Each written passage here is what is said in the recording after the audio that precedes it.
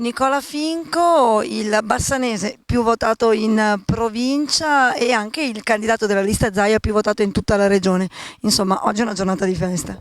Beh, certamente per me è motivo di grande soddisfazione, vuol dire anche vedere premiato il lavoro di questi 5 anni, un lavoro attento, dedicato al territorio, al mondo dell'imprenditoria, al mondo insomma di questo nostro Veneto che ha bisogno di una politica seria, non di una politica di slogan e penso che con il presidente Zaia in questi ultimi 5 anni l'abbiamo dimostrato. Proprio il presidente Zaia sembra essere il suo un marchio vincente, insomma, si dice queste sono state più ancora della Lega le elezioni di Zaia. Beh, certamente la gente ha premiato la buona amministrazione, chi sa bene amministrare, chi non fa polemiche stupide come abbiamo visto nell'ultimo mese di campagna elettorale, soprattutto da parte della candidata del PD, chi ha saputo portare la regione del Veneto ad alti livelli sia sotto il profilo sanitario ma anche sotto altri importanti settori di questa regione e quindi i veneti hanno avuto la capacità e la consapevolezza di scegliere persone capaci e non persone che fanno politica solamente per interesse personale. Un mandato da consigliere già alle spalle, una presidenza di commissione, c'è chi dice che insomma dopo tutti questi voti potrebbe arrivare un assessorato.